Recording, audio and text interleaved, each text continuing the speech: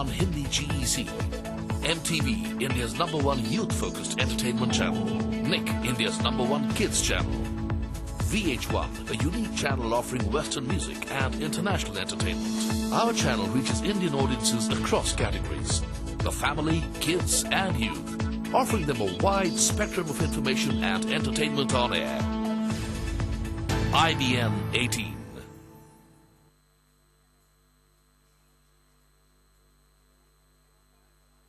अब पांचों उंगलियां घी में।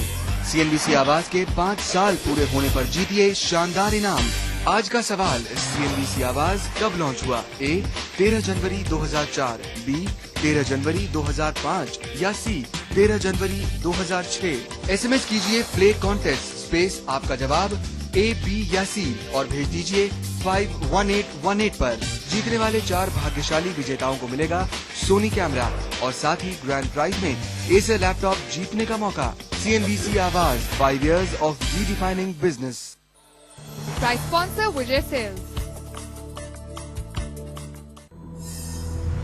सीएनबीसी आवाज और सीएनबीसी टीवी 18 पेश करते हैं बजट 2010 जल्द आ रहा है। हर रोज सुबह बाजार खुलने से पहले जानिए आज रणनीति खरीदने की होगी। सिर्फ 1 घंटे में 40 स्टॉक्स जिनमें होगी कमाई। मीडिया कंपनी बजिंग रह सकती है, जिन्हें चुनते हैं हम जांच कर परख कर। आपको ज्यादा दाव एफएनओ स्टॉक्स पर लगाना चाहिए। स्टॉक 2020 सिर्फ सीएनबीसी आवाज पर। Congratulations for taking business to the entire India.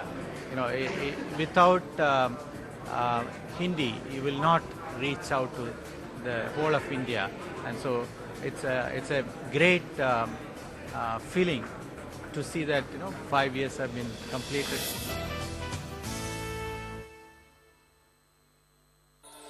के प्रस्तुत करता है जेके सुपर सीमेंट। विश्वास है इसमें कुछ खास है। प्रायोजक है MetLife guaranteed monthly income plans. ये है नेटवर्क 18 और आप देख रहे हैं सीएनबीसी आवाज। Your Money के प्रायोजक है Wagner. Smart ideas lead the world.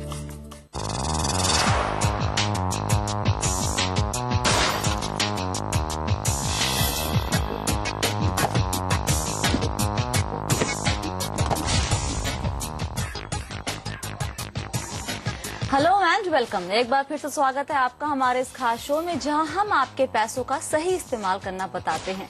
हम बताते हैं आपको इन्वेस्टमेंट के टिप्स और साथ ही खर्च करने के नियम भी। नमस्कार, आपके साथ मैं हूं स्वाति और लेकर आई हूं एक बार फिर योर मनी।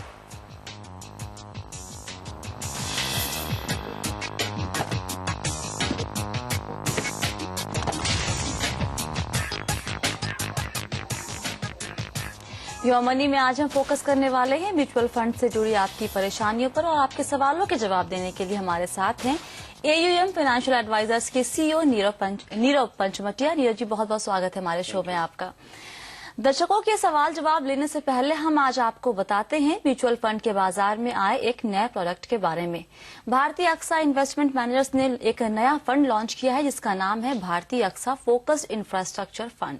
ये एक ओपन एंड इक्विटी फंड है। अगर आप वन टाइम इन्वेस्टमेंट करना चाहते हैं तो कम से कम 5,000 रुपए से निवेश शुरू कर सकते हैं, लेकिन अगर आप SIP या STP के जरिए निवेश करना चाहते हैं तो डेली SIP STP के लिए मिनिमम इंस्टॉलमेंट अमाउंट है 300 रुपए और मंथली SIP STP के लिए मिनिमम इंस्टॉलमेंट अमाउंट है 1,000 रुपए। ये स्कीम दोनों तरह के ऑप्शन देती है, ग्रोथ ऑप्शन और dividend option. Focused infra fund 20 जनवरी को खुल चुका है और 15 जनवरी को बंद होगा। इस फंड की खासियत क्या है और किस तरह के रिटर्न की आप उम्मीद कर सकते हैं, ये बताने के लिए हमारे साथ है फंड मैनेजर प्रतीक अग्रवाल। प्रतीक, स्वागत है आपका योर मनी में। प्रतीक, बाजार में पहले से ही इस तरह के फंड मौजूद हैं। इस फंड की USP क्या है, कैसे अलग है ये बाकी इंफ्रा फंड से? जो बाकी फंड्स हैं उनमें और हमारे में एक फर्क है, वो हमसे कहीं ज्यादा डाइवर्सिफाइड हैं। सो अगर आप हमारा पोर्टफोलियो बाद में देखोगे या हमारा प्रोस्पेक्टस देखें तो जो सेक्टर्स हमने एक्सक्लूड किए हैं उनमें बैंकिंग और ऑटो सेक्टर भी शामिल हैं। सो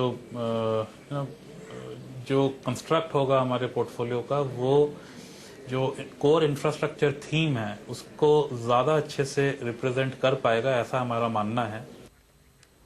प्रतीक, आपके इस नए फंड का फोकस तो इंफ्रा सेक्टर पर ही है, तो क्या ये एक सेक्टोरल फंड है? सेक्टर फंड काफी शार्पली डिफाइंड होता है, जैसे कि फार्मास्यूटिकल सेक्टर एक सेक्टर फंड है, उसमें आप फार्मास्यूटिकल के अलावा कहीं और इन्वेस्ट नहीं कर सकते। इंफ्रास्ट्रक्चर थीमेटिक फंड है, आप इसमें कई सारे सेक्टर्स आते हैं, जैसे कि real estate, construction, developers, cement, steel, energy, ये सारे सेक्टर्स इस थीम के अंदर आ जाते हैं। तो ये जो है fund category of diversified equity fund में ही आता है, बट उसके अंदर थीमेटिक फंड की कैटेगरी में आता है, बजाय कि सेक्टोरल फंड की कैटेगरी में आने के। प्रतीक, ये फंड निवेश कहाँ करेगा, लार्ज कैप या फिर मिड कैप स्टॉक्स पे? ये जो फंड है ये एक फ्लेक्सी कैप फंड है, ये लार्ज कैप स्टॉक्स में भी इन्वेस्ट करेगा और मिड कैप्स में भी कर सकता है।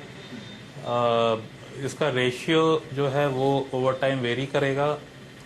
जो पैरामीटर्स हम देखते हैं वो ये कि लिक्विडिटी प्रोफाइल फंड की कैसी है, कितने समय में हम अगर किसी निवेशक को पैसा चाहिए या बहुत सारे निवेशकों को पैसा चाहिए, इतने समय में हम कितना लिक्विडेट करके पैसा वापस कर सकते हैं, बजाय कि ये देखने के कि मार्केट कैप्स के अनुसार किस तरीके से ये फंड निवेशित है।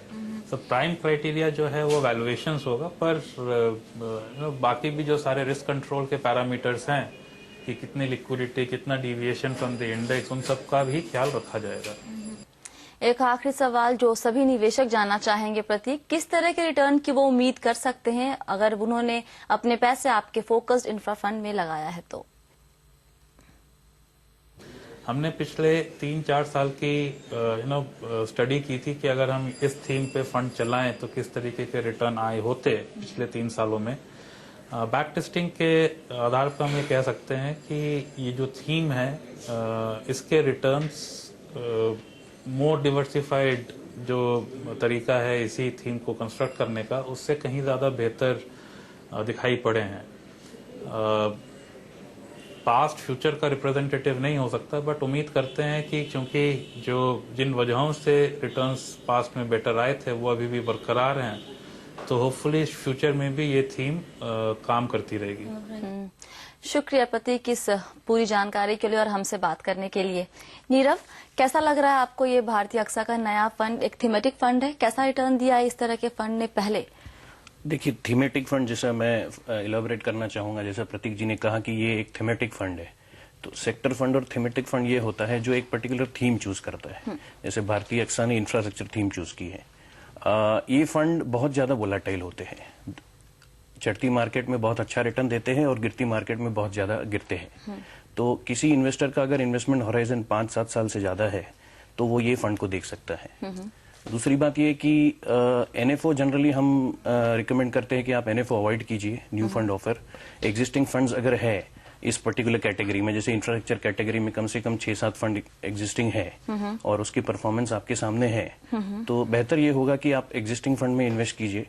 और एक्सपेरिमेंट करना चाहते हैं तो 5-10% ऑफ योर पोर्टफोलियो आप इस एनएफओ में डाल सकते हैं, बट बेहतर ये होगा कि 3 साल उसका परफॉर्मेंस देखिए, बाद में निवेश कीजिए। ऑलराइट, मतलब जिनके रिस्क एपेटाइट ज्यादा है वो इस फंड में निवेश कर सकते हैं। It should not be the first fund in your portfolio. ये 5वां या 6वां फंड होना चाहिए आपके पोर्टफोलियो में, इफ एट ऑल। और दूसरे इंफ्रास्ट्रक्चर फंड है तो पहले उनको देखिए। ऑलराइट, तो आपको हम बता दें कि भारतीय अक्सा ने एक नया फंड ऑफर किया है जिसका नाम है फोकस्ड इंफ्रास्ट्रक्चर फंड, जो खुल चुका है 20 जनवरी को और बंद होगा 15 फरवरी को।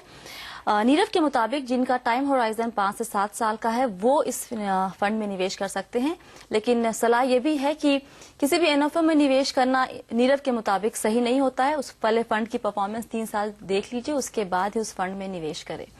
और लेते हैं आप एक छोटा सा ब्रेक, लेकिन अगर आप भी म्यूचुअल फंड, इंश्योरेंस, लोन या फिर क्रेडिट कार्ड से जुड़े सवाल हमसे पूछना चाहते हैं तो आप हमें ईमेल कर सकते हैं या फिर आप हमें एसएमएस भी कर सकते हैं। आप हमें ईमेल कीजिए mf@moneycontrol.com पर। एसएमएस करने के लिए लिखिए YM, एक स्पेस छोड़कर लिखिए अपनी परेशानी और फिर अपना नाम और भेज दीजिए ये एसएमएस हमें 51818 पर।